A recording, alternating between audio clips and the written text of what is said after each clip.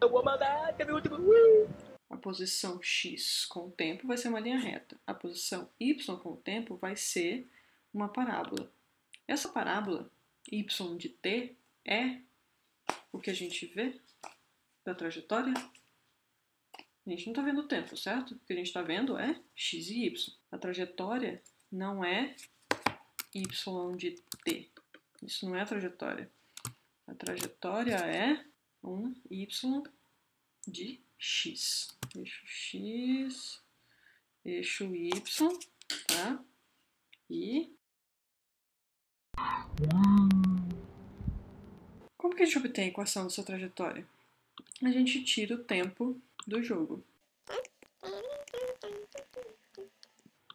Como é que a gente faz isso?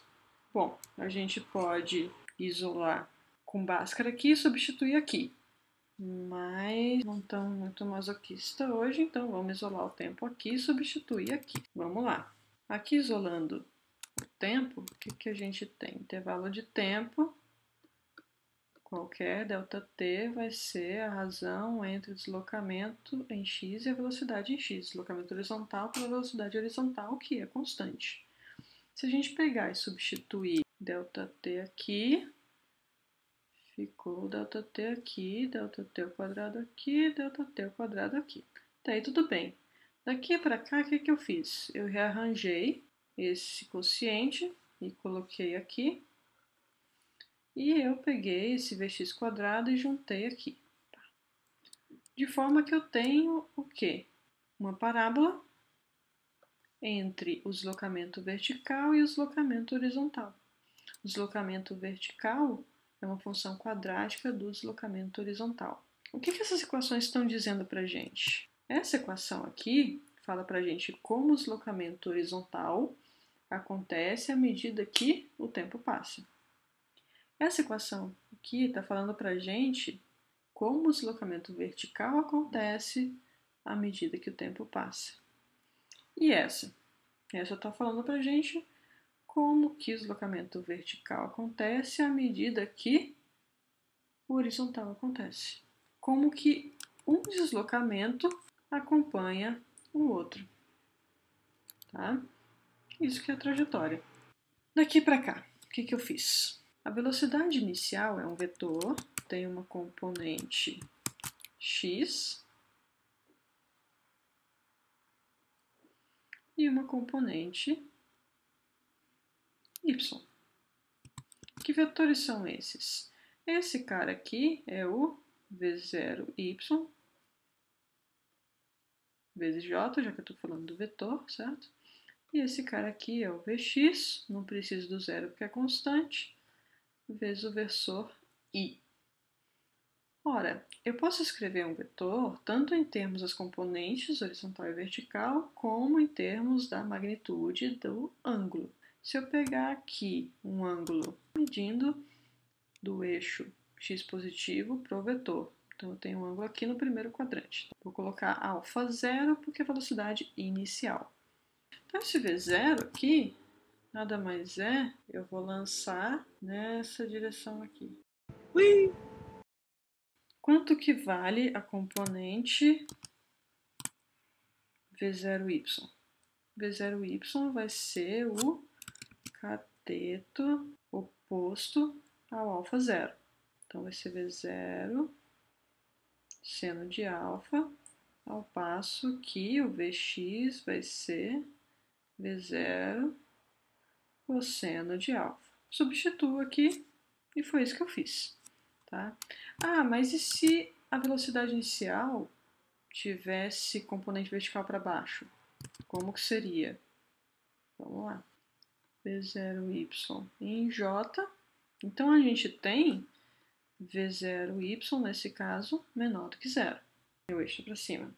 Então, reparem, quem colocou o eixo para baixo, daí essa história vai mudar. Beleza? Então, muito cuidado com a equação da trajetória. Se a gente olhar só pelo triângulo retângulo, a gente tem esse cateto e esse cateto e o ângulo alfa aqui no alfa zero, aqui é a velocidade v0. Tá? Se a gente olhar só por trigonometria, simples assim, triângulo retângulo, esse ângulo é agudo, daí a gente tem que teria que colocar na marra que V0y é igual a menos V0 seno de alfa zero. E daí eu ia ter que fabricar o menos aqui artificialmente. Tá? Agora, se eu pego esse ângulo partindo do eixo x positivo e indo para o vetor, esse ângulo está vindo aqui assim, ó. Então, ele está no quarto quadrante, seno dele é automaticamente negativo. Então, se eu pegar, contando o ângulo desse jeito, eu vou ter V0y é igual a V0 seno de alfa zero e ele vai ser automaticamente negativo e essa expressão aqui vai continuar valendo. Tá? Então, se vocês quiserem manter a generalidade dessa expressão aqui que eu estou colocando, meçam o ângulo do eixo x positivo para o vetor velocidade inicial. Tá? Mas cuidado se vocês colocarem o eixo y para baixo. Como que muda se a gente escolher o eixo positivo para baixo? Com o eixo positivo para baixo, a gente tem que a aceleração vai ser mais g em j, né? Então, aqui nessas equações, o que muda em primeiro lugar é mais g aqui e, portanto, mais g aqui. E daí, nessa equação, fica restando pegar certinho os sinais das componentes x e y. Agora, componente y de acordo com esse eixo para baixo. Mas e se a gente quiser colocar em termos do ângulo? O módulo a gente sabe que não muda. Mas e o ângulo? Como que a gente tem que olhar o ângulo para pegar o input certo aqui nessa equação? Agora, a gente tem o eixo x para a direita, digamos, o eixo y para baixo. Se o vetor velocidade inicial está para baixo, agora sim ele tem ambas as componentes x e y positivas. Então, é nesse caso que esse ângulo aqui, alfa zero, vai estar no primeiro quadrante, um ângulo agudo, com tangente, seno e cosseno, todos positivos. Enquanto uma outra velocidade inicial, chamar de V0', só para diferenciar, que está para cima, tem igualmente componente x positiva, mas agora a componente y é negativa, está contrária ao eixo. Então, para essa velocidade inicial verde para cima, esse quociente aqui e, portanto, essa tangente do ângulo vão estar negativos. Enquanto para essa velocidade inicial para baixo, em azul, tanto esse quociente quanto essa tangente tem que ser positivos. Como que a gente consegue descrever isso? Ora, se a gente pegar o ângulo aqui do eixo x positivo até o vetor, aqui também do eixo x positivo até o vetor, só que agora esse cara aqui vai estar no primeiro quadrante e esse cara aqui no quarto. Faz sentido? Na verdade, faz todo sentido. Se a gente lembrar que o sentido positivo do ângulo só é o sentido anti-horário no ciclo trigonométrico, porque ali no ciclo trigonométrico a gente tem x e y assim. E o sentido positivo é do x positivo para o y positivo. Se o sentido positivo de ângulo é do x positivo para o y positivo, aqui o sentido positivo do ângulo é esse daqui. Então, assim fica natural que esse cara seja o primeiro quadrante e esse seja o quarto. E isso tudo acontece porque a gente colocou o eixo y para baixo, mantendo o x para a direita. Se o x estiver apontando para a esquerda, a mesma lógica se aplica. Desde que a gente meça o ângulo corretamente, de acordo com o sentido positivo que define o que é cada quadrante para dar esse ângulo, é dado do x positivo para o y positivo. São detalhes que fundamentam e dão segurança para a gente aplicar essa forma geral aqui para qualquer que seja a nossa convenção de eixos, pegando corretamente o ângulo e não esquecendo de pegar corretamente o sinal da aceleração também. Hora de brincar um pouquinho. Projétil. No caso, está em Plutão, nosso ex-planetinha. Aqui a gente tem o tempo andando e o bichinho percorrendo a trajetória. Eu posso mudar o planeta aqui e mudar a aceleração gravitacional. Olha o que acontece. Nem dá para ver a trajetória direito, né? Vou ter que aumentar a velocidade inicial para a gente ver alguma coisa nessa brincadeira, tá? Vamos lá. Estão vendo como muda?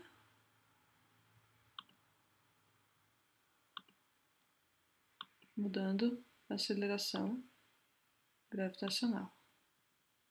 Tá legal? Quanto maior a aceleração gravitacional, maior a concavidade da trajetória. Afinal, a concavidade da trajetória está aqui proporcional a g. Beleza? No caso, a trajetória, reparem bem, para y em função de t, a concavidade da parábola do gráfico y de t é só relacionada à aceleração. Aqui, ó, na equação da trajetória, não. A concavidade da parábola é dada por essa combinação. Tá aí uma diferença que a gente pode já explorar aqui. Marte, tá bom. Ó, tá mudando com a velocidade, apesar da gente não estar vendo a parábola inteira, e com o ângulo também. Olha só, olha a mudança da concavidade da parábola com o ângulo. Estão vendo? E agora com a velocidade. Viram? Legal. Vamos lá. O que mais que a gente pode ver? Eu vou mudar a altura aqui de lançamento. E vou colocar na Lua. Ixi. Se eu colocar um lançamento mais lento, eu consigo ver a trajetória toda. Aqui eu estou mudando o ângulo. Olha só. O ângulo positivo. O ângulo foi exatamente zero. A velocidade inicial é puramente horizontal. E daí a gente tem aqui, ó, ângulos negativos, tá? É bem conveniente a gente trabalhar com ângulos negativos ali no quarto quadrante, beleza? O que mais que a gente tem? O que mais que a equação da trajetória pode dizer pra gente? Tem uma história de alcance horizontal, tem uma fórmula do alcance, uma formulinha bem bonitinha, assim, que na verdade nada mais é do que a gente pegar e fazer deslocamento vertical igual a zero. Se a gente faz isso, a gente chega numa equação do deslocamento. Isso vai dar para a gente duas soluções. Isso daqui implica que ΔX igual a zero ou ΔX é igual a blá blá blá. Esse blá blá blá, vários livros colocam lá a fórmula do alcance, tá? Só que essa fórmula do alcance, ela só vale quando? Em que condições? Para todo lançamento balístico vale? Não, ela vale quando a gente está falando do alcance para a altura final igual à altura inicial, que é o que significa deslocamento vertical zero. Tá legal? Então, nesse caso aqui, somente nesse caso em que a gente está falando do alcance horizontal para quando o deslocamento vertical é zero, daí aquela formulazinha do alcance vale. Minha sugestão é, esquece que ela existe. Pega a equação da trajetória do jeito que é e interpreta o problema para ver se, nesse problema em questão, o deslocamento vertical é zero ou não. Se for zero, toca zero aqui e manda bala.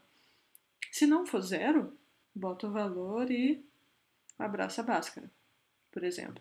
Se algum exercício perguntar qual alcance horizontal, lançamento em certas condições. Por exemplo, nessa figura aqui. Tá? Partindo daqui, imagina que tem essa situação. Ui! E o exercício pede o deslocamento, o alcance horizontal. Se vocês usarem a fórmula do alcance, vocês vão estar achando esse valor de x aqui, certo? Ora, mas Vou mandar. Ui! qual é esse valor de x? O que a gente faz? A gente pega o deslocamento vertical, que é esse daqui,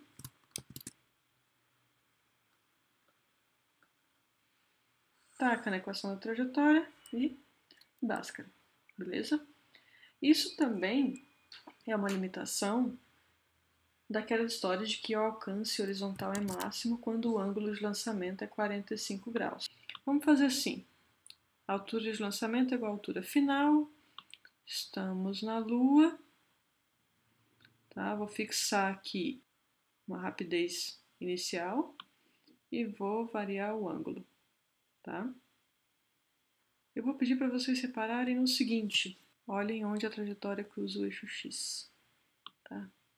Estou aumentando o ângulo, tá com o alcance aumentando, certo? Alcance aumentando, alcance aumentando, alcance aumentando, daí o alcance começa a diminuir, estão vendo? Vamos fazer bem devagarzinho aqui. O alcance está aumentando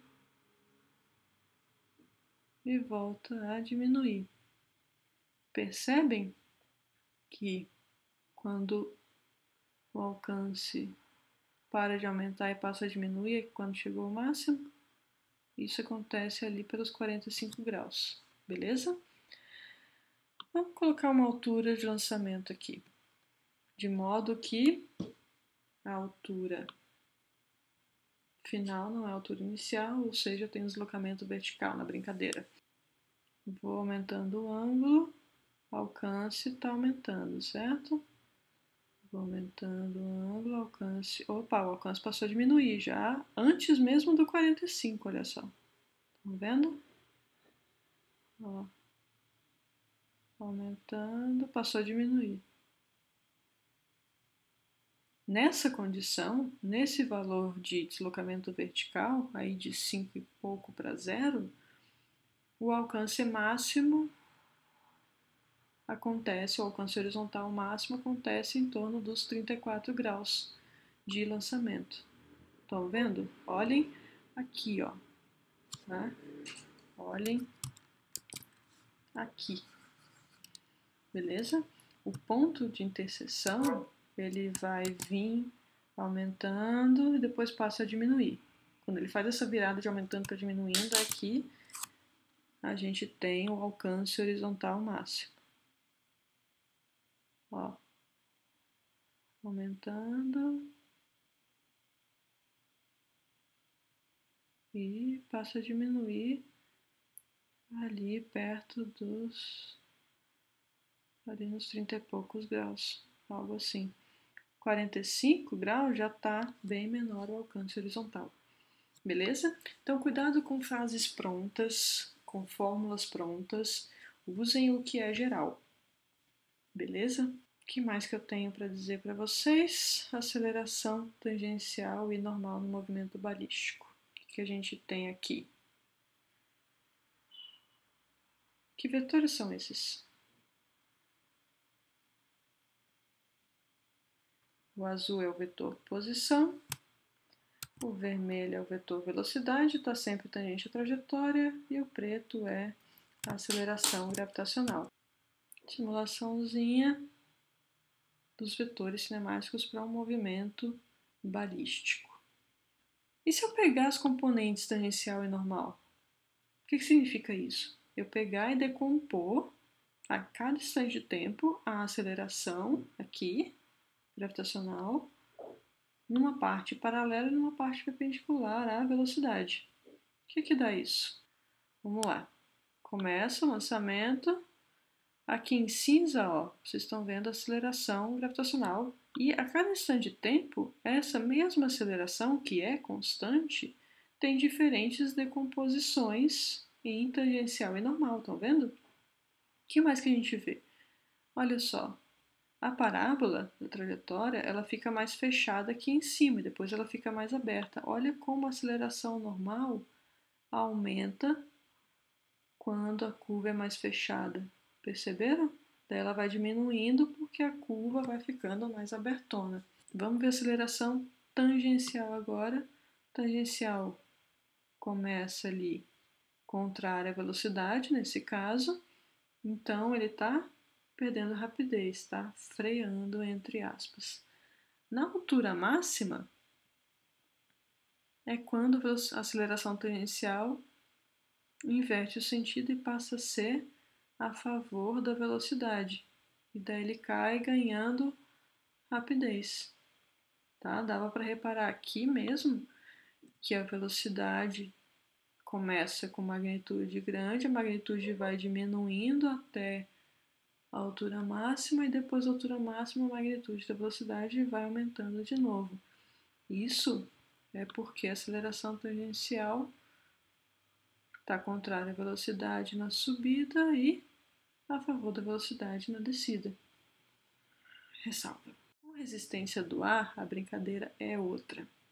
Então fica na terra agora. Isso aqui é a parabolazinha sem resistência do ar.